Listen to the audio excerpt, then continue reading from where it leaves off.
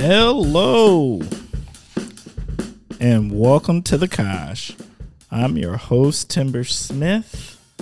Once again, another great week, another great Saturday morning. KOSH listeners, I'm super excited to be here with you. I hope you're excited to be listening. Let me just do the intro. The KOSH is a podcast that spotlights people who have had an association with the Oshkosh or the surrounding Fox Cities area. I usually give you the weather report or what's going on. And this morning, I'm super excited because it is gorgeous. I've already hit the park. Bosco, the podcast dog, has already taken some time. He's done his thing. Did a full park walk. I do believe it is the day before Father's Day. And so I was out in the park and I was wondering what's going on, but I think this is Battle of the Bago weekend. It is. I saw all of these fishermen, and you know what? I was jealous. I wanted to be about that life. I think I got to, hey, first of all, if y'all know me, I'm scared of water. And number two, I don't do boats, not very often. You've got to be a pretty trusty friend to get me on a boat. And there's only a few who've ever done it in my lifetime.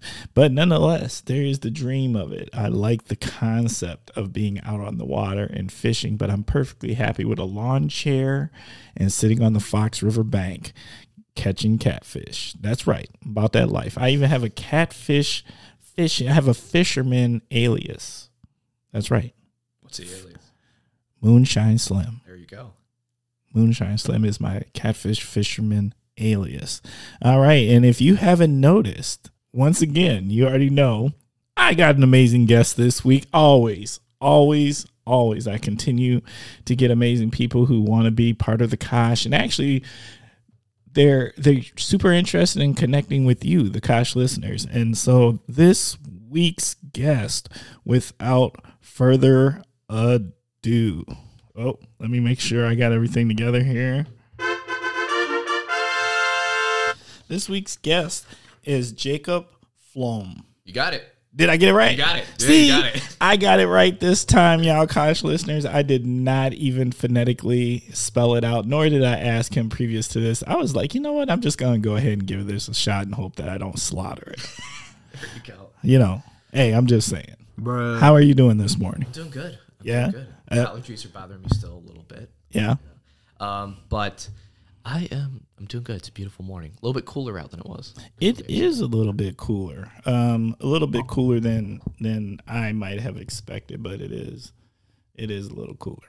But you know what? It's perfect hoodie weather. Yes. You know what else I think it is? I think it's perfect farmers market weather. It is. It's out there right now. Yeah, I know, right? If it wasn't for the fact, I might have to rethink my whole scheduling during the summer for recording the KOSH episodes, because I really want to go to the farmer's market. It's really cool because when I wake up in the morning on Saturdays, my apartment overlooks the farmer's market, which is really cool to see. So we can see all the vendors out there. We can take a look at, what's going on before we kind of get a preview of what the atmosphere looks like before we show up. So you already know. It's right there. Plus, you don't have to park and us over there. So you can walk right over. If you really know the secrets, there's secret places to park. If you know the KOSH, there's always a way. There's definitely a way. And you can park, it's one block. Exactly. Just go one block back, and you're in good shape. I have a weakness, particularly why for the farmers market and why I like to go. There is this one vendor that's over there in front of the coffee shop that serves these burritos. Okay. Oh my God, these burritos are fire! I think I know the one you're talking about. Bruh. Yeah. So good. They are so good. I think he had a chorizo breakfast burrito. He does have one. Oh, it's so good. There's another one that I'd like to kind of shout out. I forgot the name of it. My girlfriend likes it a lot, and I love it. She's a home baker in Menasha, and she shows up to the farmer's market every Saturday, and she makes this really good jalapeno cheddar sourdough loaf. Oh. And that stuff is dangerous, man. Is it? Oh, it is so good. Just as so is. good. Are you just eating bare carbs as is, man? I try to put other stuff on it. I bought some summer sausage, put some horseradish down, and then slap that on there for an open faced sandwich. But sometimes put it with my eggs. Sometimes I'm just bored and lazy. I'll just eat it as is. So it's a weakness. It's real good though. Oh, all right. You might have to. Okay, I'm calling you out. Farmers market field trip. Now you gotta understand. Part of the KOSH is if you bring it up, I might ask to be part of that. Go for it. Yeah. Yeah. We're gonna have to go. You're gonna have to show me where this is at. Oh yeah. For me, this morning, I before I got on, I noticed there was a Facebook post. Shout out to my man Morgan, is out there serving up libations, Bloody Mary libations this morning in front of the Gibson, and I was like, That's good stuff. yeah. Oh yeah. I wanted to go be part of that. Oh yeah. Just so. All right. So, Jacob, Yes, sir. can you please share a little something about yourself and what is your connection to the KOSH? So I live in Oshkosh, but it's a little bit of a long story how I got to Oshkosh. Oh, let's go down this path. So originally, my whole mom's side of the family, they're in the area. So I got my uncle up in Fox Crossing, my grandmother's in Neenah, I got a second cousin in Berlin. But they originally all were in the East Troy area, down in the southern part of the state. My mom was, obviously born and raised in Wisconsin, but she went to UW-Madison and then left Wisconsin and worked on Capitol Hill in D.C. for, I think, from 1985 till about 2000 in a bunch of different roles. But she met my dad out there. Oh. They met on a blind date in 1994. Okay. So then I was actually born, and my two sisters, they were born in the D.C. area, but I've been coming up to this area in one way or another since I was a baby. And something clicked in me when I was in college. I'm like, I want to move out there. That's where I want to be. This is my place. And right after college, that's what I did. Now, there was a little bit of a path that got there, and it has something to do with COVID, which is really interesting. So I was living in Madison at the time when COVID started. I was out there for an independent study program for the last semester of college, and I was out in college at Fordham University out in the Bronx, on the Little Italy part of the Bronx, which was a fantastic experience. But I was in Madison at the time, and I actually never got to go back that year for my graduation. So I eventually had a graduation the year after. It was one of those like delayed graduations. Right. But during that time, I thought, okay, I'd like to be a little bit closer to my family, so I moved up to Oshkosh. It was kind of real close to where my family was. It was a place that I had obviously been to a bunch of times, and I said, well, you know what? This is where I'm going to be. And I haven't looked back. It's been amazing. I've been living in Wisconsin for about 3 years now, but I've been in Oshkosh for 2. And I can always say that this is probably my favorite place around. I mean, I'm not going anywhere. The city itself is a hidden gem. I'll say it that way. Facts. It really is. Bruh. I think certainly one thing, and the city really punches above its weight in terms of population, I think. I mean, we have a lot of things here that bigger cities don't have. And we do it well. We do it very well. I do have a couple shout outs, but one of the ones I would say is shout Sure, outs are all show long. Yeah. Hey, don't let me ruin a good time. So there's probably, and the biggest thing I can say is to kind of say that the city punches above its weight is, so my future aunt, she's getting married to my uncle in September. Her name is Erin Bame, and she runs Jazz Fest down here. And that's just one example of many things. Jazz Fest this year, I think, is going to be the weekend after Labor Day. So mark off your calendars. It's right on Main Street. Yeah. But it's something that cities much larger than that, sometimes you'll struggle to find that. And it's all right there.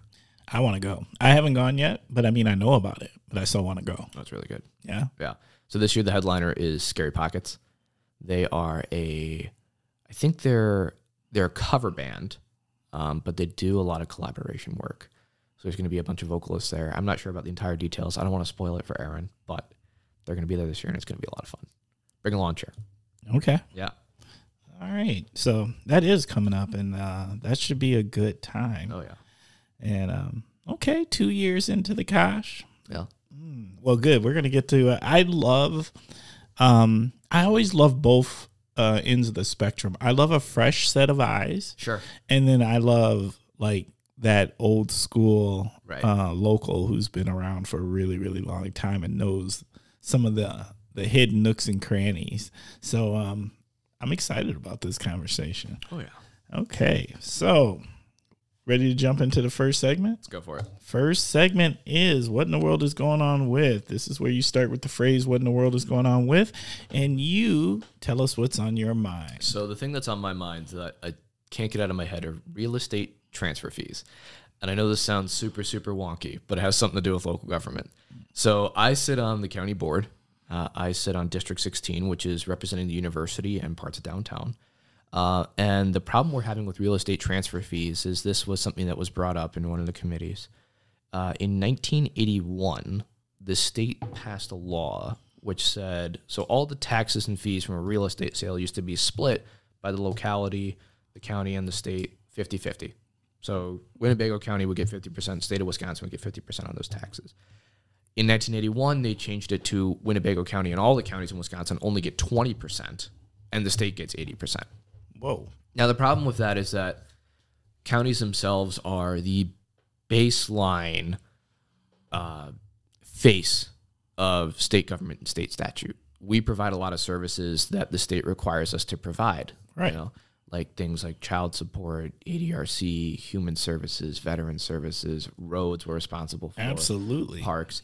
And when somebody buys a house, I mean, it's just my idea that maybe the county would get 50% and the state would get 50%. But no, the state decided to get 80% and then stuck us with more programs that we have to do. And they're not providing us money for it. So what there was is that Jefferson County passed a resolution saying, hey, we would like the state to address this and be 50-50 again. And we passed that. And that's just, I asked the chairman of the board, I said, how did it even get there? And he said, I have no idea how it got there. I have no idea why they did that. It just seems like a money grab. So that's what it was. That's what's on my mind today. Oh, that's good to know. Yeah. It's the nuances of things like that. Yeah, it is, because that's something that I never thought that it was that way. Right. And there's probably a lot more that you see like that. And I think the thing is that a lot of people really miss the forest for the trees. They look at like the big sparkly things like in Washington and in Madison and whatnot. But right. in reality, the thing that affects you most day to day is right here. Right. Right here in City Hall, right here on the county board. It's right here, man.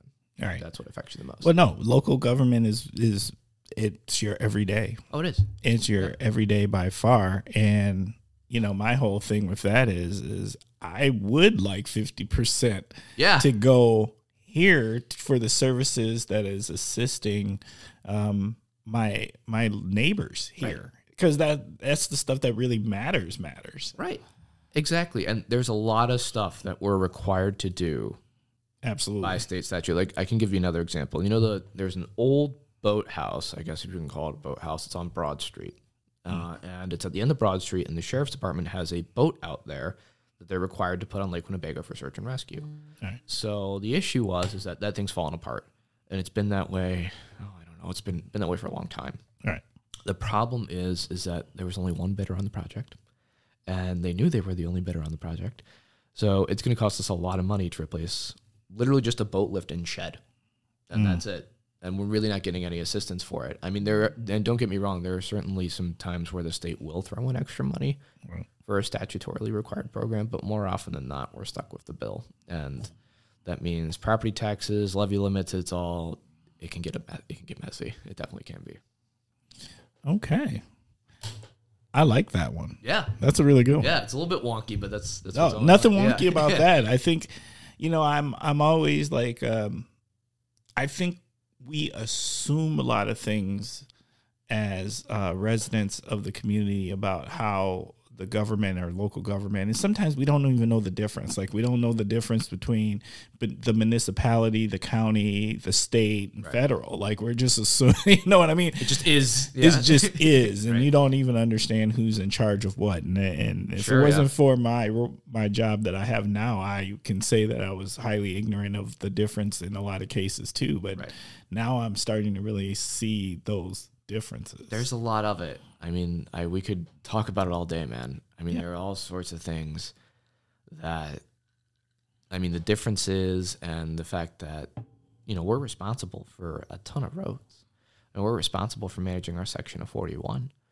And so when it gets down to that, it's not, the mysterious federal government. I mean, it's your neighbors who are working the highway department and your neighbors who are on those boards and commissions. So it's all important to keep track of. It is super important to keep track of. Okay. Here's my thing. I couldn't figure out what I wanted to do. What in the world is going on with? Sure, so yeah. I got several things going through my head. Okay.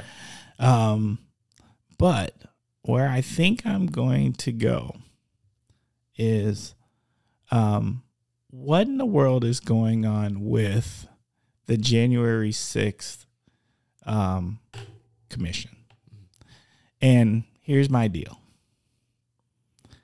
It's not that deep, y'all.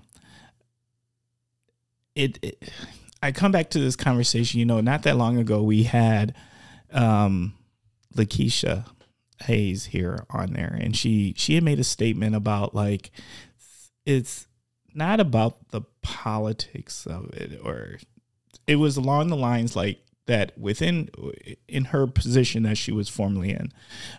It's always about the evidence. And that's where I'm at. I'm just like, there comes a point where you just have to admit that there's overwhelming evidence. Like, it just is what it is.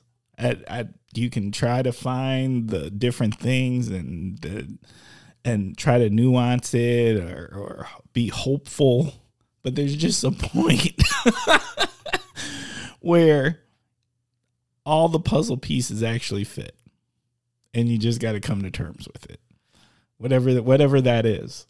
And I'm watching this, and I'm not watching it like closely, but I'm enamored a bit with it, because I do think it's fascinating that we got to this point, and we're not unified in just trying to get to the truth and making sure that whatever our laws are actually enforced, that justice is carried out across the board, just fairly, just as an everyday citizen kind of thing. Like, at the point in which there's favoritism and justice, it's no longer justice. And then you might as well just toss it all out the window. And I think you look at things that damage the public trust. I know it's the anniversary of Watergate as well, or roughly, or close to it. And I think that makes citizen participation in committees, commissions, and boards all the more difficult. Absolutely. Because, we as neighbors are supposed to trust each other.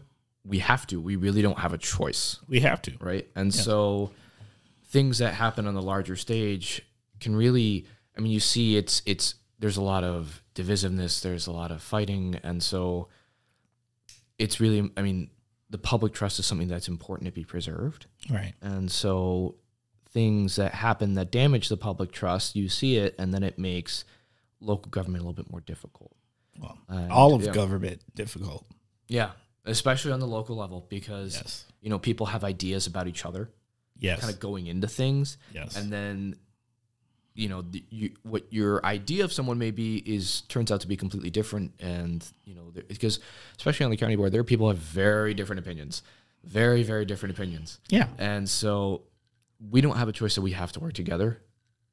And when, those things can form predisposed notions in people's heads. Right. And so when you show up and then you're kind of like bracing for a fight, and then it doesn't make it effective. Yeah. What I don't like about that scenario, as you're talking about, is like, you're not operating from a point of saying this person does represent the views of others in that community, and we need to consume them all. We need to validate all of those views and come to some answer, in the middle, whatever that looks like, or whatever that is, or where it's at least consciously considered and it's just not automatically ignored. And, there are people who so I'm on one committee and I'm on the county board. The committee that I'm on is the Judiciary and Public Safety Committee. Okay. And so basically that is a big committee because it has to do a lot with justice, law enforcement, and whatnot, but also rules of the board, ordinance changes, and all that stuff. So from that, you have a lot of different viewpoints. And that's an important place to bring those different viewpoints. And I think the best thing that we can do is to really just meet people where they're at and see it's like, okay, you need to make a holistic decision. Yes. There are people who have, when you look at a policy decision, especially in terms of, like, there was one that actually the DA mentioned. It was really interesting. This is a program. It's not quite ready yet, but it's an idea. It's kind of in the works. It's currently inmates in county jail and in state prison. There is a program, and I'm not exactly sure how it's exactly going to work, but to give them CDL training, so that once your sentence is over, then you're ready to get a job because you're equipped with that CDL, and there's a shortage of drivers. Huge shortage. Yeah. And so automatically right off the bat, like I hope it works out. We'll see what happens. I actually think there's multiple professions that could be utilized for. Oh yeah. And I think that would be big on how we bring those individuals back into society.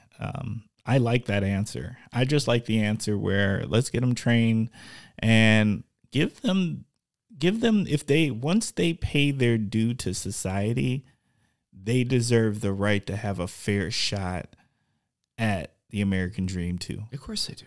Of course. They're human. Right. Just like you or I, and it's if one of us were in that situation, we would want another shot. Of course we would. Yeah. And so that's, that aspect I find very interesting. There's another aspect, and I don't mean to get a little bit heavy, but we had 59 overdoses in this county in the past month. Half of those were people under 20. And you think those are people that, when you think of that number, you think it's just, out in the ether, right? But those are your neighbors. Yep. Those are people you see every day. Yep. Those are, their family members and their friends. Yep. And that's something that is really heartbreaking. It really is. There's just no other way to put it, and kind of the approach on, and to be honest with you, we're a little bit constrained on what we can do on the local level, but in my opinion, the best thing we can do is just watch out for people and check in on your neighbors and whatnot, because you really have no idea what other people are going through in their own heads, the battles they're fighting, those kinds of things. You have no idea unless if you talk to them. Be a good neighbor. And sometimes that just helps. It's that it could be that one conversation, or maybe it's just that one hello. Maybe it's that one smile. There's so many different things. Sure. That can affect the human psyche. Of course. Yeah. And it doesn't cost you any extra to be nice to people. It doesn't cost you a dime, to be nice, to be gregarious, and ask them how their day is going. Because like I said, you don't know what people are going through. And so that extra, hey, how you doing, man? Stuff like that, it could make a huge difference. And you may never know it. Facts. Yeah. Love it. Okay. All right, KOSH listeners, we are going to take a quick second here. And you know what? I'm not going to do this all the time, but I'm going to do it this time because I'm so excited. KOSH listeners, I have been asking for someone to come and allow us to do an ad. Like, come do an ad with us. Let's do an ad. And guess what? I finally had a taker. And so at this time, let's roll this thing. This thing is, and I'm super proud of this. So let's do it. Hi, I'm Dawn Gulke, the Executive Director of CASA of the Fox Cities. Science proves that one consistent adult can change the story of a child. Could that one person be you? Become a court-appointed special advocate. Build a relationship with a child, help identify their needs, and give that child a voice in a process that can otherwise feel lonely. Contact us today. Children who have experienced abuse and neglect can't wait. Learn more about CASA of the Fox Cities at casafc.org or call Leah at 920-257-4733. All right, KOSH listeners, how cool was that? Once again, if you're interested at all in creating an ad here for the KOSH, please don't hesitate to reach out at askthekosh@gmail.com. Once again, that is askthekosh@gmail.com. Jacob, what'd you think about that? That's a good ad. It's a good ad. Good ad. Yeah. It's a great organization. Oh, yeah. I mean, volunteering is probably one of the best things somebody can do. I mean, I love volunteering. You know, for example, the Knights of Columbus group I'm a part of, we're having a brat fry this afternoon. Oh. So it's on the festival, the Brat Barn on 21. I'll be there from 2 to 5 today, so I'm going to buy. So it's one of my favorite things to do. Well, they won't be able to only unless, because by the time this is released. But I love the fact that you were selling it like we were live. Retroactive brat fry. That's right, the retroactive brat fry. All right, we're going to jump into the next segment. And the next segment is word association. This is your opportunity. I'm going to say a word and you tell me what comes to mind. First word is always food. Oh, okay. So I love to cook.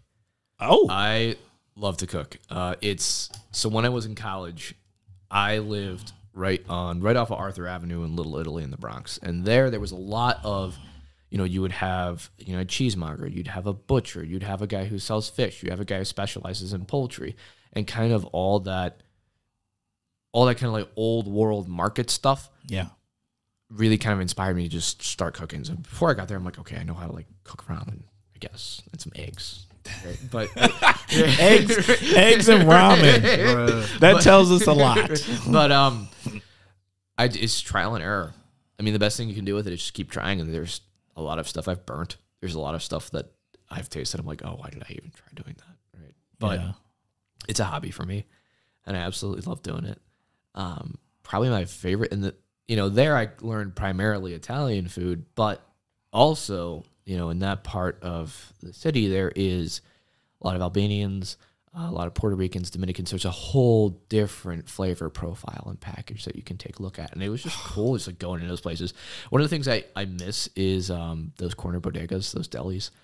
Oh, those are so good. I love the videos that they have like out where like they're making like sandwiches, and they're these really unique sandwiches, and they're just cutting the stuff straight out the deli and frying it up on like their Blackstone or their flat grill, and like, it's so good. It looks good. It's so good. One of my favorite things was after I would go on a run, I would finish up and then take my stuff, and there was a bodega right near my apartment there at the time, and I would always get lamb over rice, really good stuff. It wasn't Halal Brothers, but it was kind of the same recipe, I guess.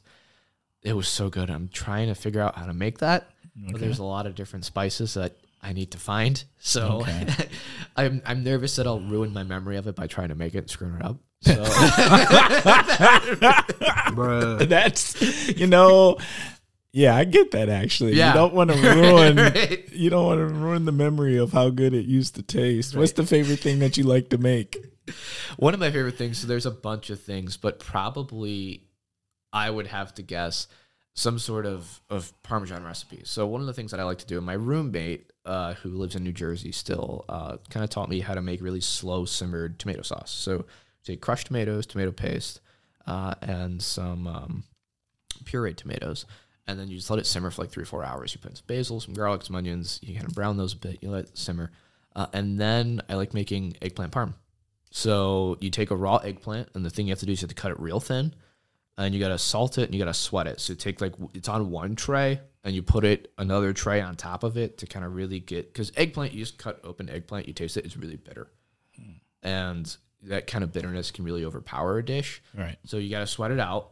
And then once you're done sweating it out, you take it out, and then you kind of, the dredging, the egg and the flour and the panko breadcrumbs, and you fry it, and you kind of layer it up with that sauce, and you bake it, and you take it out, and it is just so good. It's actually probably better off the second day. Yeah? Yeah, it probably is.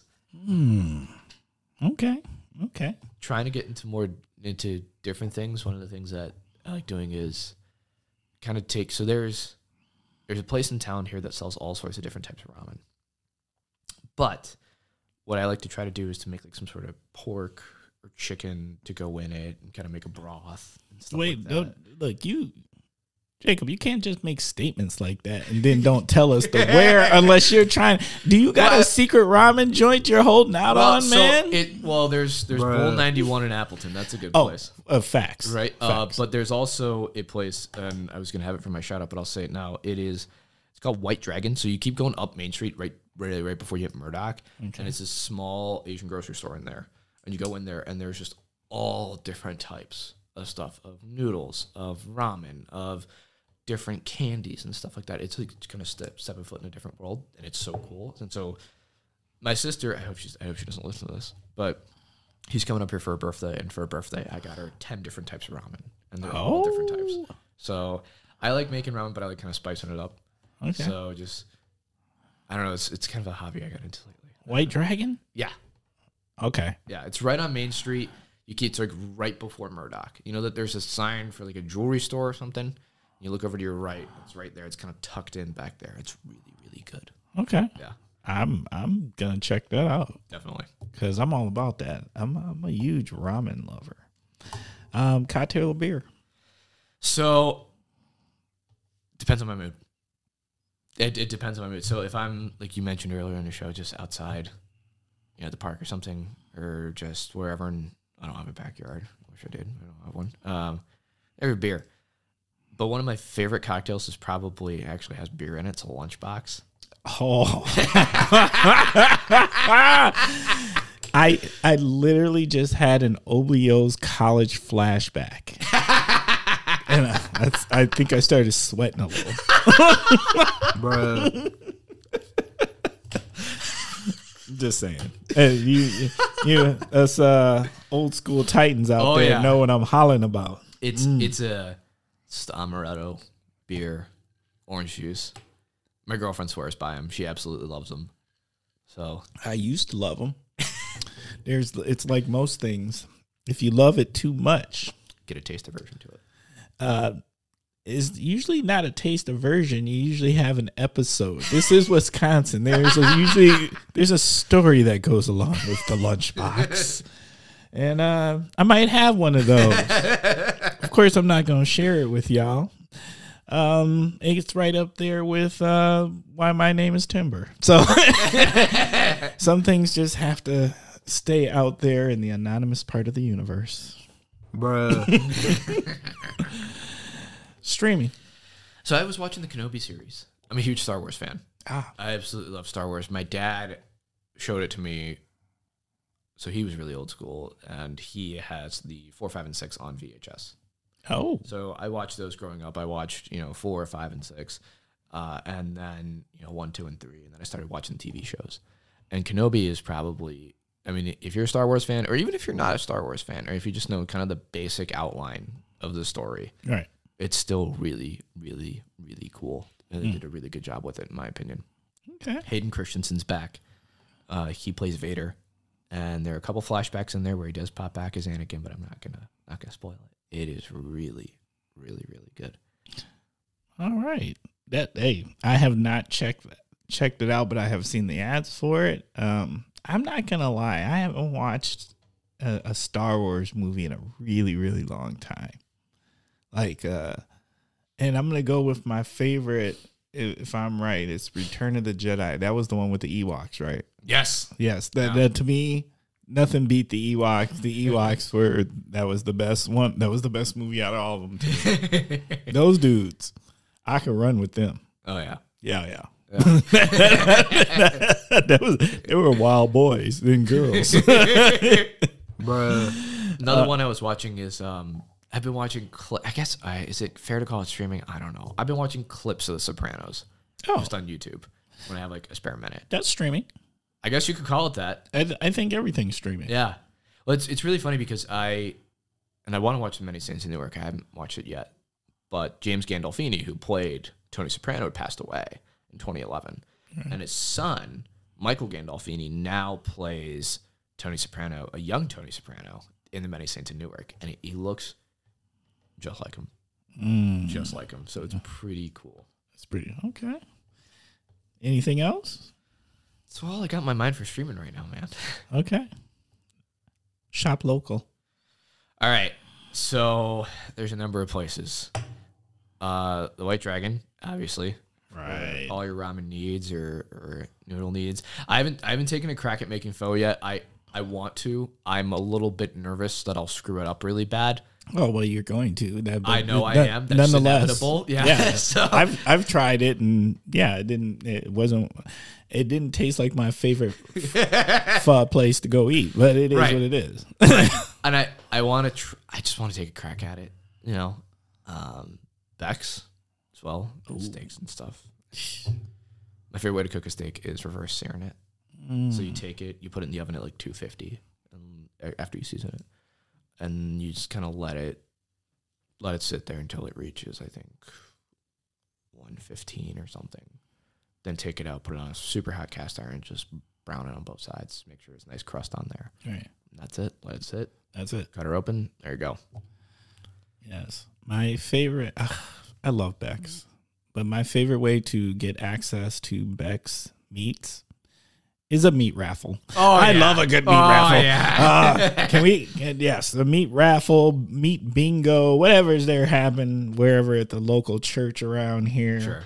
And I'm all about that. There's something about being able to just win. Yeah. Some steaks, tenderloins, whatever. It makes me happy. I was at a meat raffle of all places in Shawano a couple months ago, and I thought, okay, I'll just buy a couple tickets. Probably not going to win anything or whatever. I've never won anything at a meat raffle before, but then I did. And I'm kind of kicking myself on it because I didn't see it was there. It was a whole pork loin or some bacon. And I was like, oh, geez. I picked the bacon. Why are you mad about that? I want to try pork loin. I don't know why. I just, because I know what bacon is. I love bacon. But I just want to try the pork loin. But it was really good. So you just put it, what I tried to do is I tried to like candy it. So just put some like syrup and some spices on it and throw it in the oven. I just kind of see what it's like because bacon makes a big mess. So I was like, okay, oven, maybe not mess. I take it out, still made a mess. Still really good though. My wife cooks bacon in the oven and puts it on racks. And it's well done, and you don't have to watch it that closely. Right. It's good. Oh yeah. And to me personally, I think you made the right choice because let's be honest. If you won that anytime recently, have you seen the cost of bacon? Oh yeah.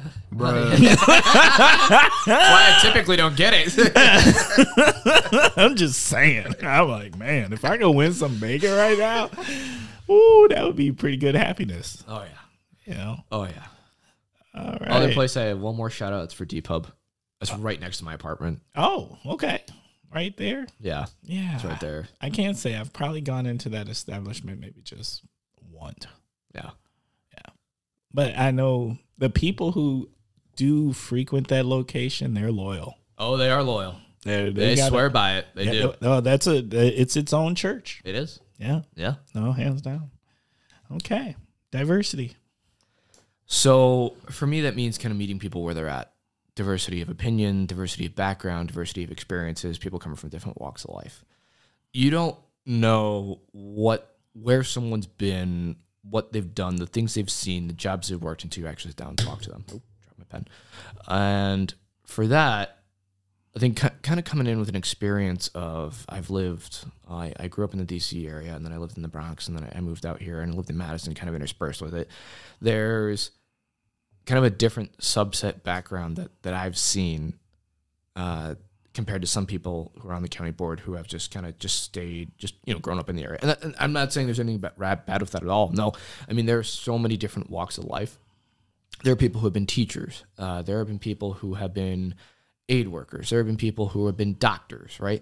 And then there's me who just happened to live at the right place at the right time. So it's kind of seeing those experiences that people have been through and kind of seeing where they've been and what their viewpoints from that are. And knowing that ultimately we live under a pretty small roof as a community. And we have to work with each other because if we just keep, fighting each other and whatnot on, in committees or at boards or in commissions, we're not going to get very far. at all. My thing with that is I don't like what we are truly fighting for, like, or fighting over, because to me, we're not fighting for anything. The fight is to create, to me, us and thems. And that's it. It's like creating false boogeymans. Like, this person is your enemy because of this, and therefore, and so you're on this team and I'm on this team, and this is how we're going to align our lives and vote and all these other things. When there's just consistent, real evidence that we are really all the same in so many ways, and that the little nuances, those little differences we may have nothing to do with the true foundational basics of life. Oh yeah. And so sure. I'm not for letting people to tell me what team I should be on or how I should function in what I'm associated with. Like, I'm trying to draw everybody in. It's like, I like a lot of different people. I like to do a lot of different things. And I'm always hopeful that more of us will open our eyes and realize, like, that we're being pushed to be on opposite teams. And it's interesting because there are some people who have been on the county board for longer than I've been alive. I'm 24. And there are people who have nothing against them at all. I mean, it's public service. It's a thankless job. I mean, it's not salaried at all. It's a volunteer citizen legislature position. Right. And so, great for them for doing it. But there are, ultimately, and you can say just with any organization that, has been around for a long time, there's kind of a certain good old boys club aspect of things, right? You see that. I mean, whether it's, your local, I don't know, I play in a volleyball league, like local volleyball league, or a fishing group, or anything, all the way up. I mean, you see that, and that attitude is something that, it's something I've kind of had to deal with so far. I will say that people on the board have been very welcoming and very, very gregarious and saying, like, hey, you're learning about this and this and this. And I think for me so far, it's just been a learning experience and just kind of taking it as much as I can. Right. And trying to soak up as much. Because I know one thing, Timber, and that's that I don't know a lot. Right? And so it takes a lot to be able to admit that. Like, that to me, that's such a good place to come from. And I'm just trying to learn as much as I can. I mean, ultimately, like, this is a super unique position where you can see how, like, there's been a discussion recently about special assessments, right? So somebody's street's all jacked up, and then they pave it over, and then somebody wonders, why did I get stuck with a bill? So your property valuation went up pretty high because somebody paved your road. And so, and I guess the other thing that I've thought, and I'm kind of getting into the sticks here, some of my experiences is, the thing that probably makes me angriest the most is people's tax dollars being spent inefficiently. So, for example, currently on the county level, we have one person who does payroll for 1,200 county employees. Doesn't sound super efficient. Bruh. That it doesn't. I mean, and that's a fix that the board as a whole needs to address and to look at, right? And so I think people work very hard. They work very hard to have their livelihoods to help, feed themselves and their families. The worst thing we can do as responsible citizen legislators is to spend it irresponsibly and not really care about other people's money. Because it's very easy to say, oh, look at this program, look at this project. It's like, well, we need to be considerate of the fact that we're dealing with other people's money here. It's not our money. And what's the best approach we can take to this? My thing with government money, and where actually, my biggest, I don't even know what to call it. Because it's not really a gripe, but it's my whole thing with it is I don't like when people talk about government money from like they're trying to run a business. Government is to serve the people. spend the money and serve the people well. That's where I'm at with it. Like, I don't want frivolous spending, but I also don't want people to be misers and trying to hold on to the dollar or to make these cuts, and then you're not serving the people well. Let's not get confused about what the point of government is. Government is not here to make a profit. Government is here to serve the people. And that is where I have, I have a little bit of conflict about the whole deal of how some people talk about it. Like, and they're talking about it like, understand this, when you're talking about a business's job is to make profit, make money. That is it. And government's job is not. And they're two totally different things. So I'm always a little suspect when people talk about government from a space as if it's a business, because that's not its job. Our job is to provide services. That's right. And it literally is to provide services. Yeah. So county government is all dictated by Chapter 59 of state statute. And it's unlike a city or a village where you have home rule and you have more flexibility in the policy-making space. We don't really have a lot of flexibility in there. And we are very much defined by a subset of things that we are supposed to get out there. And I think, why not try to get the best services that we can out there? Because ultimately, something else we need to consider is we want this city, this community to be the best place to live and work as possible. Yes. And so in order to do that, we need to make sure that our parks are in good shape. We need to make sure that we have clean water and breathable air and whatnot, and making sure that we're getting to where we need to go. And so the services are essential. And I think letting those services kind of wither is a huge problem. I'll give you an example. Our highway department. We toured the highway department a couple of months ago, and there's black mold in the front of the highway department. And the problem is that the board at the time, I think about a decade ago, just didn't necessarily want to put in the investment to make sure that we had a good highway department, safe highway department. Turns out the building wasn't even waterproofed, I think, from the outside. And so we're going to have to pick up the tab for that. And that's a huge, it's the highway department, man. We're responsible for 41. We have to make sure that road is clear. There are billions of dollars that go through that road if people's businesses are trying to get from place to place. Yes. It is it's an economic artery. And so if we're just going to let our highway department just kind of fall apart there, not to mention the fact that it's a walking workers' comp case, that's going to be a huge issue, and we need to tackle that as soon as we possibly can. Take a look at the bridge. It's stuck. They had multiple opportunities to try to reinvest and get the bridge fixed now before it costs more money later. That's the thing. That's another thing. Like, if anything didn't get shown right now, it's like if you put it off, it never gets cheaper.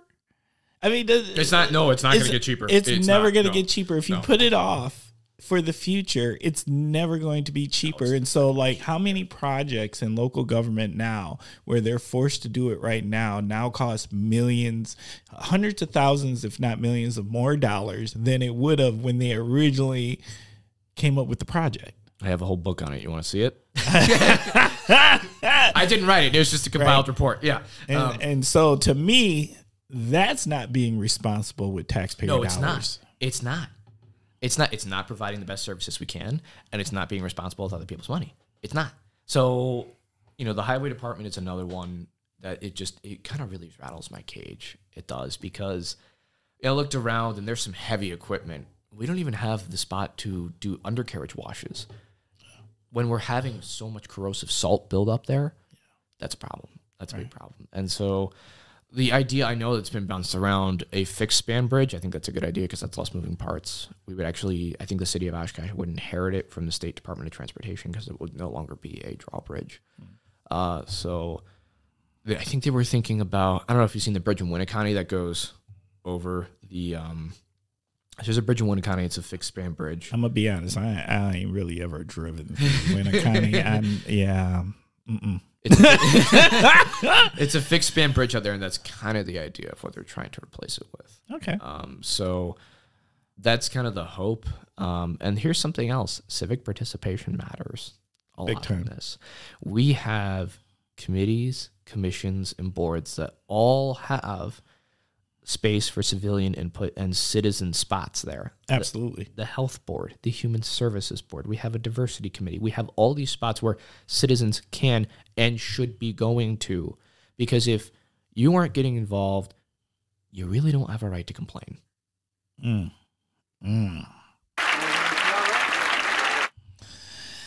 Yes, I do. And to say that you don't have time, I'm always a firm believer that you make time for the things that you think are important. Exactly. You prioritize what's important to you. And I think it's important to prioritize your community and your local government. Yeah. I mean, there are so many. I mean, we have, I don't know exactly which spots are open right now, but I mean, there are citizen spots in the Board of Adjustment. We're currently coming up with a committee for ARPA funding. Right, a strategy and outcomes committee, because we're given a whole pot of money, and it's like, okay, what do we do with this? Right. And so, I mean, that's a big task, because we've never really been given just like a lump sum like that and told spend it. Right. We've never been told that, and so that presents a really big challenge for people. Right.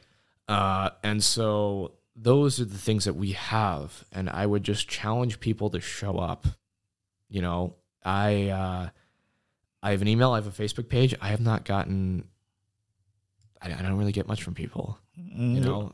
Well, now that you put it out to the KOSH listeners, we will put your email and Facebook page in the podcast notes. And KOSH listeners, do not hesitate to reach out to Jacob. We have a lot of projects going on in local government that need citizen input.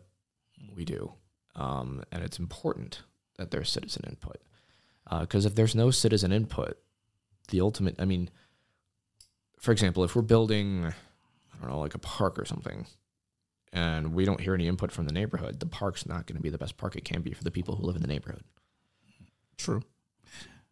I'm big on, and I think what happens is, I think there's an intimidation that you don't know enough to do these things. Like, I think sometimes, our residents think you've got to be like an expert or know what you're talking. I'm like, I love what you said earlier, where you were very vulnerable in saying, I'm learning, I don't know yet. And I want to encourage the people out there that it's okay if you feel a certain way and you have an interest. It's okay to go in and not know, right, and learn as you go. Right. And I'll say, during the election in my county board district, only 113 people turned out to vote in the April election. Bruh. Out of each county board district is roughly about, I think, somewhere between 5,500 and 6,000 people. And that's embarrassing. I don't really have any other way to say it other than that's embarrassing.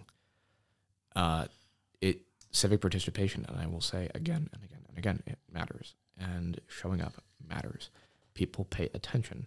And it's, you know, it does get disappointing to the fact that, you know, I had a conversation with the mayor of Neenah, I think that was a couple months ago, and I just asked him about some local government stuff, and he said I would have office hours, the former mayor of Neenah now, and nobody would show up.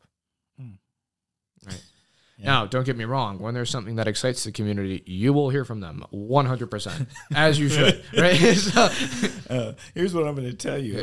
Working for the mayor of Appleton, they show up. Oh, I'm sure they do. His office hours are popping. Yeah, I'm sure. I can only imagine. There's people paying attention, and they got things to say. Good. It's a very informed and engaged community. Good. Yeah. You know, it's something, because the district that I represent is unique because it has a university in it. And yes. So one of the things that, you know, you try to have is like, okay, what is, you know, kind of looking from that mindset. If you're a student here, right? We want, you know, once these kids graduate, we want them to stay, right? We sure do. We want them to stay. We want them to live here. We want them to work here. We want them, to stick around, for lack of a better word. Yep. And so from that perspective, how do we, as a unit of county government, how do we affect policy to make that happen, right? What do we have to do, right? Is it, other economic development and job opportunities? That's certainly something. Is it housing? Well, there's not a whole lot county can do with housing policy, but it certainly is something that the city and the state can do, and we can recommend that the city and state start looking at that. I know that in Wisconsin overall, there are housing shortages. Yeah. And so Big that's time. something that, especially for workforce housing, I mean, that is a huge issue. And that is something that, and that's one of the more frustrating things, is that we can't really do a whole lot on the county level about that, because we are so, I can show you Chapter 59 of state statute. It lists out everything we can and cannot do. And so you look at it and it's like, oh, they just kind of put us in a box and just kind of left us there. But there's space for creativity.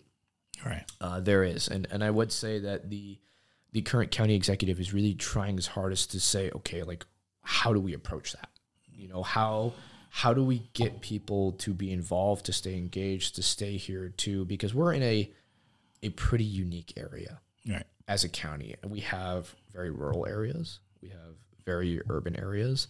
We have wetlands. We have suburbs. We have waterways. There's a lot. We are, from a geographical standpoint, we're pretty diverse. We have a lot of different communities where it's like, okay, I'm in a rural area. What's something that affects me? Broadband, right? I'm in an urban area. What's something that affects me? Clean water, right? I live in a marshland. What affects me is trying to navigate the DNR and EPA standards for that. So it's a pretty unique subset of challenges that we have to tackle. But I think citizen participation is certainly one. It's certainly one. And just please show up.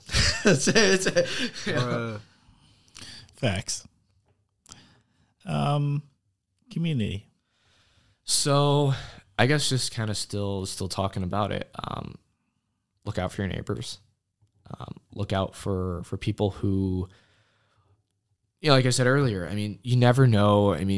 Your words have impact on people, right? Just saying hi to someone, or just, asking how their day was, it really matters to people. I've made an effort to know the people in my apartment building. And it, you get to hear people's different stories. You get to hear kind of where they came from, and you'll be surprised that some of the backgrounds are similar to you and some are very different than you.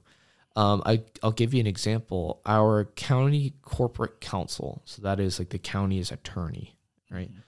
She went to Fordham Law. I thought I'd never find another Fordham Ram out here. I never thought I would, but nevertheless, here we are. It's pretty cool.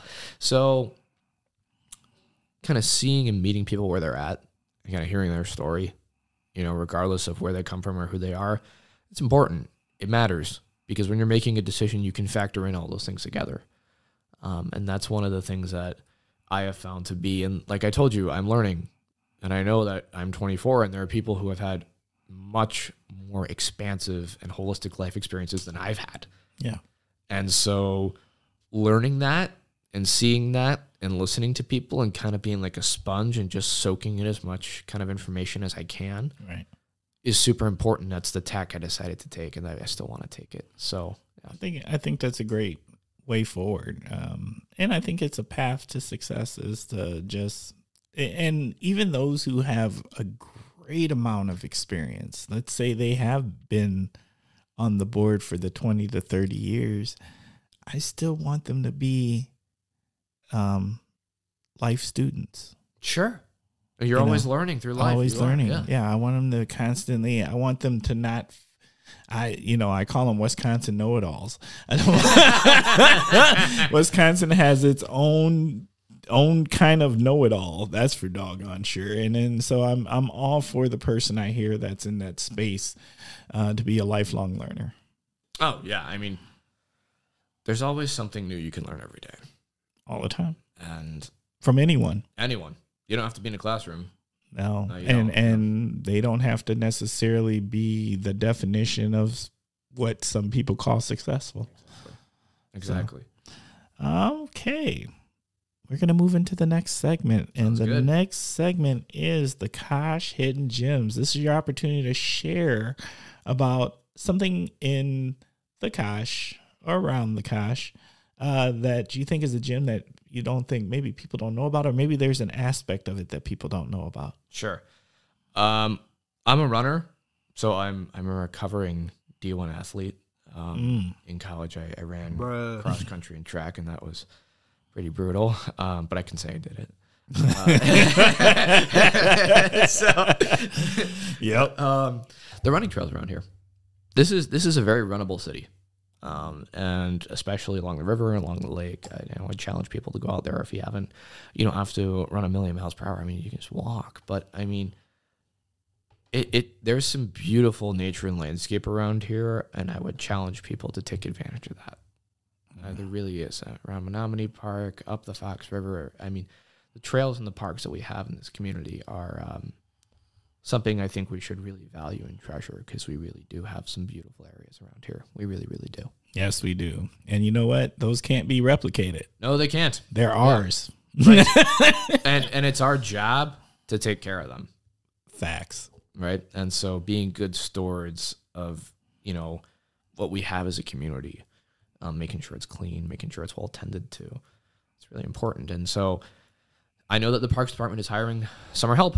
So if anyone wants to help out with the Parks Department, by all means, I know that there's can help keep our parks clean. I'm going to assume they probably have a shortage, because I just know there's a shortage of parks. There's a shortage of everything everywhere.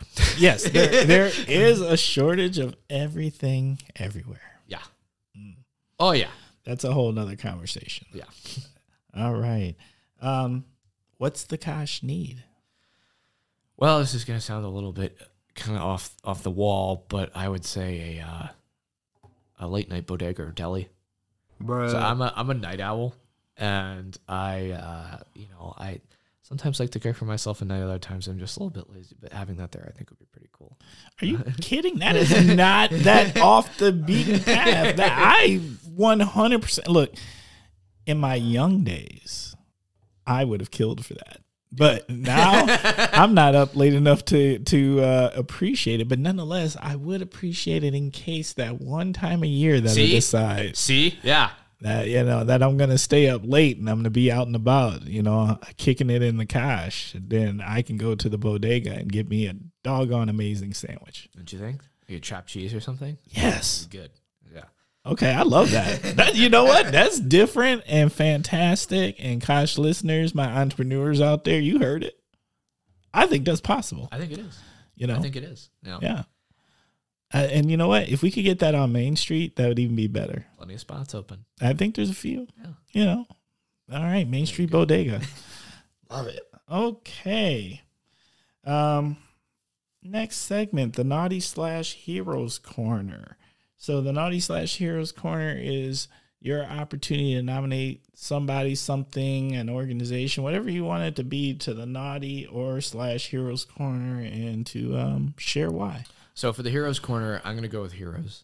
Okay. And my hero for that is the Convention and Visitors Bureau, the CVB, and Amy Albright. Oh, my God. And the work that she does. I mean, she is a fantastic ambassador for this community. She really, really is. And, I mean, I'm kind of in awe of the work that she does, because she just kind of makes magic happen. Never lied. Oh, big shout out to Amy. Amy has an episode. Yes, I did see that. Amy is fire. What I would like to say is, and Amy is everywhere. She is. Like, if you least expect it, right? Boom. She's right there. I was on a jog a couple of nights ago, and I just kind of saw her from across the street. She was headed over to the Leech for Waterfest. So she's everywhere. She is everywhere. Yeah. And has a great team. She does. And I love what she does with her interns. Yes. They're so good. So, Amy, big shout out here from the KOSH and our man, Jacob. Love that. Oh, yeah. Okay. Definitely a hero, KOSH hero. Okay. So, we're going to take a quick ad break again, real quickly here. Hi, I'm Dawn Gulke, the Executive Director of CASA of the Fox Cities. Science proves that one consistent adult can change the story of a child. Could that one person be you? Become a court-appointed special advocate. Build a relationship with a child, help identify their needs, and give that child a voice in a process that can otherwise feel lonely. Contact us today. Children who have experienced abuse and neglect can't wait. Learn more about CASA of the Fox Cities at casafc.org or call Leah at 920-257-4733. All right. And now it's that time, y'all. You know what time it is. Let me help you out with that.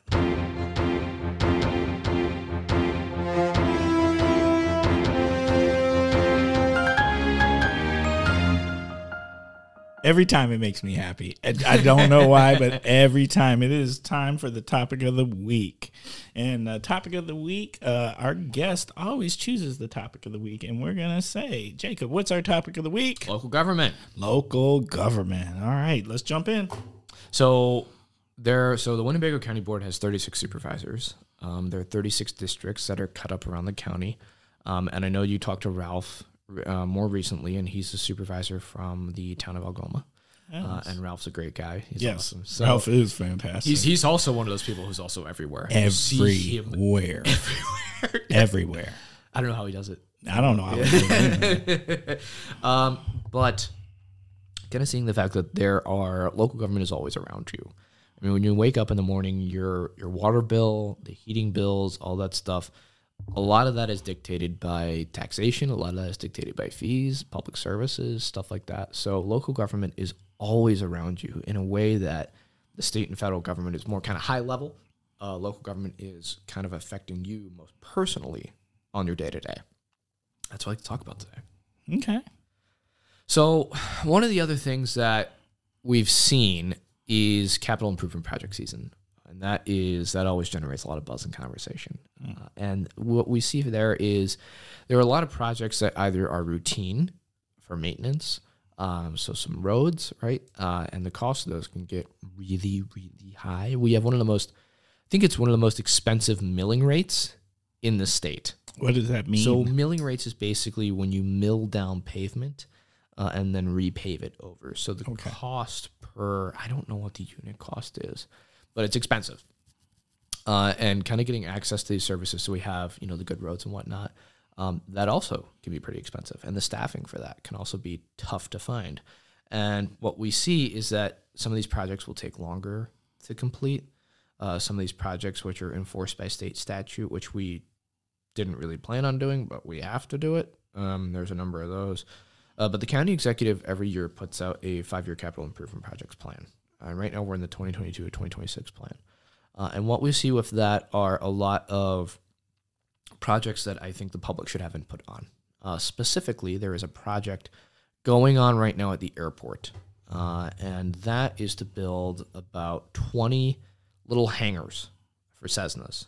Right? And so that space, there's been a lot of conversations like, well, okay, what could that space be used for? Could it be used for a business? Could we lease out the space? But what we're going to do is we're going to build these hangars, at least that's what the plan is. And there's been some conversation about rent and the payback period. So the payback period is about 33 years for a hangar that lasts roughly 70 years before we would need to take it down and rebuild it. The rent, in my opinion, is a bit low. But for that, I'm just highlighting a project that people should have input on and people should be talking about. There are a number of them. There are certain things. I know the coroner's office, we were kind of expanding into a medical examiner's office. Wait, can I ask a question about the hangars? Yes. Okay, so here's my thing.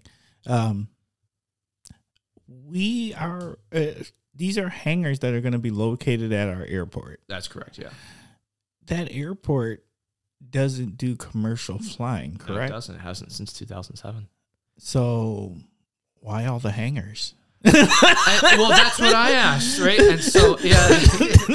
I mean, and trust me, I get it. I'm not trying to knock nothing. I'm not trying to push it. I'm pleading ignorance in this case. Right. So yeah, what's going on? Yeah, because I'm just thinking like we don't do commercial flights, and the only thing I can think of is EAA, and I still wouldn't think you need like that many hangars for EAA. So what am I missing? So basically, even still without the commercial flights, Oshkosh's airport is the third busiest in Wisconsin, which I didn't know until recently. Actually, I can get that now. Yeah. Because we're probably, there's business, there's Oshkosh Corp, there's... Right. Yeah. There's a lot of that. There's Fox Valley Tech. Yes. Which is there. And if you have an opportunity to take a look at their airport campus, I definitely would suggest that because it's really cool, all the stuff they do there. Mm-hmm. So they have aircraft that are kind of taken apart. They're teaching future mechanics and pilots. And it's just a really cool thing that I think provides such an invaluable asset to the community and whatnot, and providing real experience for jobs that people will go on to have and careers that people will go on to have.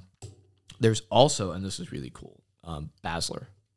Right. And those are, what they do is they take those 80-year-old DC-3s, those old DC-3s and C-47s, and they breathe new life into them, which, because I'm a huge aviation geek, and I just think that's so cool because it's a plane that is getting up there, getting long in the tooth, and you're kind of breathing new life into it. And I just think that's a really interesting thing. But for the T hangar specifically, there used to be hangars there, now they're gone. So the other big component of the airport is general aviation.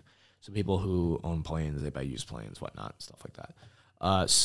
But they're definitely, it's like, what should we do with that space? Should a company come out and should they build a hangar there that'll provide jobs for aviation maintenance? We already have a couple firms out there that do that. We have Myers, we have Sonics. Sonics is really cool because what they do is they have these kit airplanes that you can build in your garage. Now, I park my car in a public parking lot behind my apartment building, and I think building a plane there would really make the OPD scratch their head and be like, what is this kid doing back there? But those things you can definitely so you can, they're kit aircraft, right? They're also doing, and this is really cool, UAV drones. So they implement some AI stuff into the drones and whatnot. So it's really cool research and development that they do. We're also getting an e-vertiport. So these are electric helicopters that will come in. And right now it's proof of concept and experimental and research and development. Basically, the thing is that what can an electric helicopter do? What can it do? Well, what are its capabilities? Can it lift things? Can it lift people? Can it take people places? Those kinds of things and questions that R&D has asked. There are also some, I know that there is a Christian relief service that flies people around. They do missionary work. They do a lot of stuff there. There's Basler Flight Services. There's Oshkosh Truck. There's EAA. And EAA has more of a year-round presence than a lot of people would think. Right. And so there is, they have their own kind of operation over there. But, and the question is okay, so we build the hangars, more people would come. But then the thing is, there's a 33-year payback period. We have a lot of boaters in this community, so why don't we build more boat slips? And that's kind of the conversation, the back and forth that's been going on with that. Right. But I would highly encourage that people go to the facilities committee meetings and the airport committee meetings, especially if you live around that area, and because that affects you personally with noise and working hours and stuff like that. So I would highly recommend to show up to those. Because they've had discussions about that. And that's another thing. You will hear people who will say, and again, issues that very much affect them. I remember before I got on the board, I was listening to a board meeting, and this one woman, she came up and she said, well, there's been this development that's going on across the street from my house, and there's a street light that shines right into the bedroom window. Right. And so for that, she's like, I don't really know where else to go. The county board green-lighted this project as part of a public project. Can you please address this? And then I think, from there you go to the planning and zoning committee and whatnot. It can all sound very, very dry, but it's people just like you and me who are making these decisions. There are people who have been truck drivers. There are people who have been teachers. There are people, you don't have to have a PhD in public administration. Sorry, Mike Ford. I don't know if he has a PhD or not, but he's a great guy. To make these decisions. Right. And the vast majority of people don't have that. And so it's tackling those real world problems just in a conversation like this. We may have some budget documentation. We may have some people from the UW system, sometimes go up and talk. We have UW extension as well to help the agricultural component. And so the job of a county supervisor is you're not an expert. No one told you needed to be an expert, right? But you're there to serve the community as the community's representative at the table. Right. Because there are experts. There are experts on milling rates. There are experts on building hangars. There are experts on, I don't know, the color of algae in the water, right? Those things happen, right? But at the same time, it's, there's still that citizen aspect of it. And I think the citizen aspect of it is probably the most important. And if we don't have that, then eventually we're going to get to a spot where, it's just kind of on autopilot. And that doesn't really work because then people are frozen out, So I would definitely say I think the biggest takeaway and challenge is to show up. There have been communities where nobody shows up and the same people have been around for the past 45 years and nothing ever changes. And it's the same kind of club, and they're more than happy to let projects go unanswered, and they're more than happy to let things kind of wither away because there hasn't been citizen input. Citizen input spurs people into action. It spurs local government into action a lot more than you would think. And I think it's very important that people get involved in the conversation. It has to be. Facts. Yeah, that's right, it. yeah. It's facts. Well, because it's... So I'll kind of give you the background of what happened, how I got to the board. I never really wanted to run for anything. I really didn't. It was just like, oh, that's like a bunch of people who have this ambition and whatnot. And I was like, that's just wasn't for me. But my local county board seat, they do redistricting every 10 years. And this was a redistricting year. Right. I got drawn into it. I was like, oh, I got a new district now. Oh, interesting. And there was an issue on the county board. I forgot exactly what it was. There have been so many. I think I remember what it was. It was about a conversation about reducing the size of the board. And for me, more people and more input, the better. We used to have 42 supervisors. Now we're down to 36. I think the proposition was to cut it by 2. There was a proposition 10 years ago to cut it in half. And so personally, I'm not a fan of, cutting down the number of representatives you have. I think we should have more representation. And what happened was I noticed there was no supervisor for my district. Not there. It turns out that since last September, my district had never had a supervisor. And they were trying to fill, they were trying to do an appointment. They were trying to fill it, and nobody stepped forward. So I stepped forward, and I was like, okay, fine. If no one's going to do this, I guess I'll do it. And so, because it just really irritated me that nobody there was there to speak for my neighbors and my community and myself. Like no one was there. There was no seat at the table there. So I applied for the vacancy, and the chairman at the time said, it's a little bit too close to the election. I'd love to appoint you because you're literally the only person who has expressed interest in this. But let's have the election play out. So I thought, okay, yeah, sure. Somebody will probably file to run, right? Nobody filed. And I'm just sitting there. I'm like, are you serious? Are you trying to push me into this? So, you know what? I call that divine intervention. So I filed as a write-in and I won. There you go. And my conversations are, it's a relatively small, I think it's the smallest or one of these smaller county board supervisor districts when you look at the map. There are some supervisor districts that are just like massive. They have these, like there's a friend of mine who represents kind of the whole northwestern part of the county. It's like Wolf River and Winchester in those areas. I mean, it's like 25 minutes to drive from end to end. For me, it's like a 5-minute walk. So, but that being said, though, I started having conversations with people in the district. I started going door to door. I started talking to people. And the unique challenge about my district was that there's a lot of college kids in it. And telling them, it's like, first of all, do you know what the county board is? And a lot of people don't. There have been people who have lived in Oshkosh their entire lives, and they're like, I have no idea what the county board is. I don't care. Why are you in my yard, right? Yeah. That might be the most Oshkosh statement ever. There's so much facts that's stated in that. So those conversations, it kind of took and say like, hey, do you know that, there's a group of 36 people that are elected to serve on the county board, and this district's currently empty. And they were like, no, okay, right. But for some people, it was like, yeah, that's an issue. And so having those conversations with people, talking to them about representation, talking to them about what county government does, your property taxes, that's a big one, right? Every single year, the highways, right, the waterways, the buoys, we handle all of that. And so we're also the chief the way they reorganized the UW system in 2017, we are now the fiduciary guarantor for UW Fox Cities. Right. Okay. So there's that as well. That's another thing as well. We also help do the some of the other items there. And what I would say is that those conversations were very, very helpful with people, because ultimately what it boiled down to was the fact that we need representation there, and we got representation there. And so far it's just been a learning experience and saying like, hey, you know, from my district's perspective, you know, X and Y affect us the most. So the big things are education, jobs, housing, clean water, clean air, that kind of stuff. That bridge on Jackson Street, which is kind of stuck in the up position, that's nothing the county can do about that, but I would highly encourage people to go to city council meetings and have their input on that. So that really affects people, you know. For me, it's a running route, but for other people, I mean, that's how they get to work.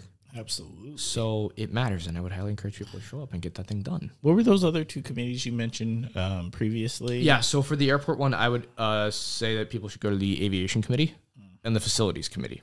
The facilities committee deals with all the committees that the county has in its all the buildings and grounds that we own, right? So, for example, the sheriff's office, right?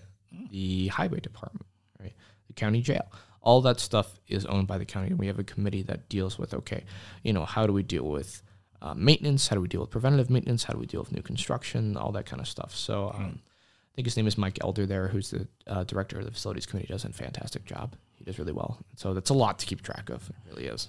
No, and I'm basically asking because I'm going to assume that it's published. So it's got to be publicly. It's all public record. Yeah. Right.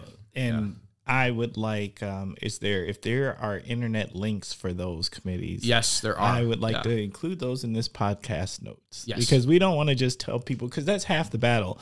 I think as a regular resident, that you don't know what you don't know, and you don't know where to look. Exactly. And so people say, hey, you should. And then it's like, and then they don't tell you the how or the where.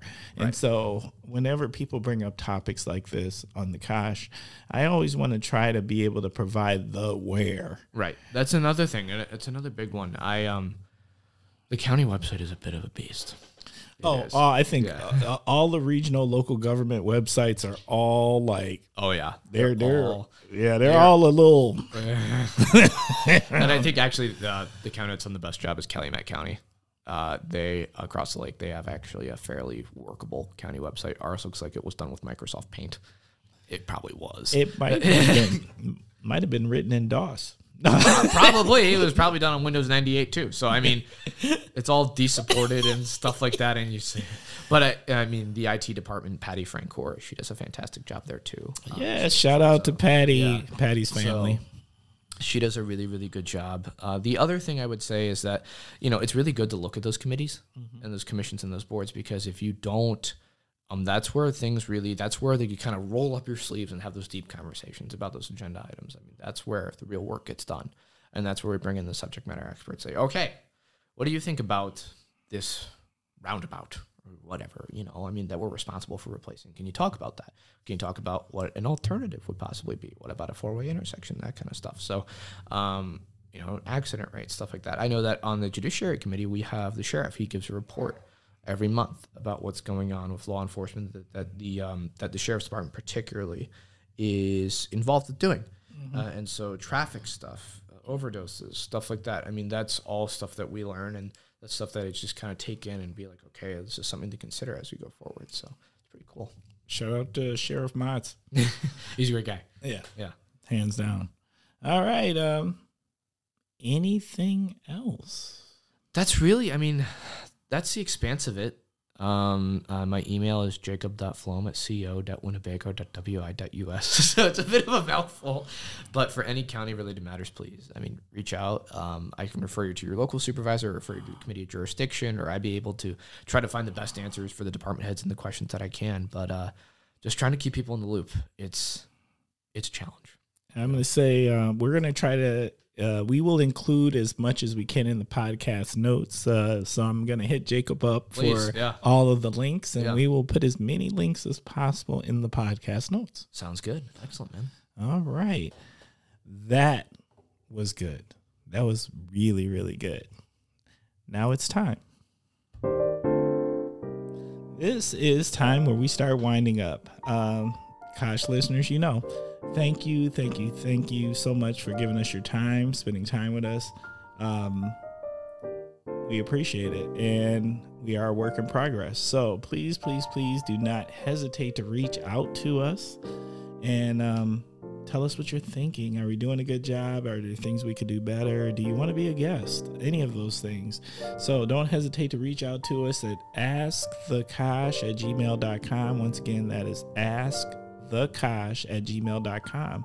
Number 2, you have heard our ads today. If you would like to do an ad right now, because I'm in a learning phase, let me know. I'm not charging right at this point, but reach out, let us know. Let's do an ad. Let's do something cool. Want to put some breaks into the show, so that's important. Next, I would love, we do a lot of shout outs here on the KOSH. That's what makes it nice and personal and local. If you would like to send in some shout outs, please don't hesitate to do so. You can just call us at 920-385-9298. Once again, that is 920-385-9298. We will play your shout outs live on the show. I think that'll be super awesome. So I'm waiting for the first shout outs. Come on, y'all. Y'all do this to me every time. All right. And then lastly, but not leastly, do not forget we have KOSH gear. If you are interested, there's KOSH t-shirts, KOSH hats. I think it's the hot farmers market gear, personally. Well, at least I'm going to keep saying that until somebody proves it to be true. You gotta rep the brand. That's right. Well, no, I'm just saying you got to rep locally. Yeah. And what's more local than the KOSH? Yeah. All right. So, holler at me. Just email us or send a message. You can send a voicemail even and let us know that you have an interest in getting a nice The KOSH hat or t-shirt. So, once again, we appreciate you. Now, you already know it's that time of the show. It's my favorite time of the show. It is shout out time. All right. Jacob, what you got? Who you shouting out? I'm going to shout out Jay Schaefer. He is the Grand Knight for the local Knights of Columbus chapter. We're having a Brat Fry today. So if you happen to have a time machine, go back in time and see if you can go to a Brat Fry on Saturday, June 18th, 2022 on Festival off 21. Then definitely. But Jay does such good work. He works really hard. I know he works at the IT department over at the county. And he is a great man. He's a great leader. And we do a lot of charity work, specifically the Boys and Girls Club and Father Cars over right near the exit on 21. So we recently had our bridge walk. That's definitely a really good thing to help raise money for that organization and everything they do. They also partner pretty closely with COTS. I know that one of the residences that COTS has for housing actually used to be owned by Father Cars. So they had an agreement, and they sold one of them to COTS. So that's my shout out for today. Jay's an awesome guy, and I just want to tell him to say hi. Oh. Okay, that's it. You're only going to do one? The other one actually was for Amy, but I mentioned that earlier. So fair enough. Hey. I'll shout out my girlfriend too because she's wonderful. So. Oh, you got it. That's a smart man. Smart man. All right. This week's shout out. I want to send a shout out to my man, Chief Tarman. Chris Tarman has been moved up to acting chief at UWO. He's one of my best friends. Hey, congratulations there, Congrats. Chief. Yeah. That's a big doggone deal. We appreciate all the work you do. That is one hardworking man. Oh, yeah. All right. Shout out to all the fathers. Tomorrow's Father's Day. Happy Father's Day, Dad. And weeks. There you go. And you know what? Dads do not get enough love. I'm just going to call it out. Like, as a dad, you know what? Moms get all the love. Dads, every once in a while, it's like, all right, dad's okay. Dad's cool. Look, dads work hard. My dad's my best friend. Oh, he is. That is awesome. He lives on the other side of the country, but he's my best friend. So. All right. You know what? My dad is... Like he walks on water as far as I'm concerned. He is the salt of the earth. He's the hardest working person I've ever met in my life. Yeah. And he kept his head down and he just worked hard and took care of his family and loved us. And so big shout out to my pop. I appreciate you, Pop. And all the other fathers out there taking care of their families, doing their business. You know this. Y'all get love on the KOSH, y'all. If ain't nobody else out there doing it, the KOSH is doing it. All right. And then my last shout out is actually, sometimes you have to work with customer service. Like people always talk about their customer service isn't as good as it used to be, or that it's lacking, or what you're getting.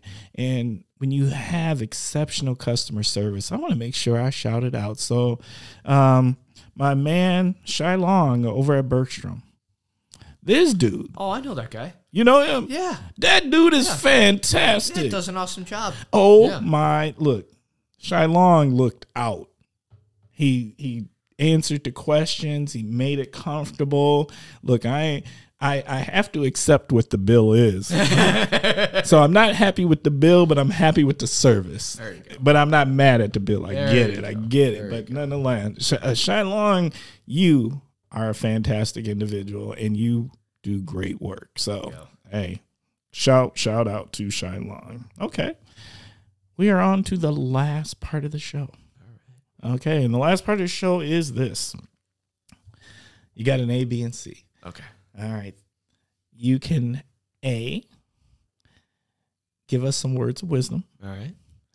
B, tell us, what would yourself today tell your 12-year-old self? C, both, all of the above. I guess I'll go all of the above. Oh, okay, let's do it. So I guess words of wisdom I got, being really young, it sounds a little ironic. Show up to stuff. Show up to stuff. Volunteer. Get involved. Show up to stuff. Everybody's got things they're passionate about, so show up to those things. Whether it's something you may not thought you have time for, make time for it, right? Show up to stuff and don't be afraid to use your voice and to give your opinion on something because it matters. And like I said, if you don't get involved, especially on the local level, you don't have a right to complain. People need to get involved one way or another. Either if you're spreading awareness or you're sitting on a citizen committee. Look, I get it. Running for something is not everybody's cup of tea because you open yourself up to a lot of scrutiny, right? But you can serve on these citizen committees. You can spread awareness about these things. You can do all of that stuff. You can be very involved in your community. I think when they have an approach to government or local government, it's like, oh man, that means I got to run for something. No, you don't. You don't have to. You can make as much of an impact as a citizen as you can as an elected. 100%. Probably even more, to be honest with you, right? Yes, as an elected, you can vote on things, but as a citizen, you're the one who can raise awareness. You're the one who can whip the public into action. You can do all of that. So I would say show up. Don't be afraid to show up. Don't be afraid to speak out. No matter where you are, show up. The next thing I would say is, words of wisdom to my 12-year-old self. Don't stick your finger in that socket. No,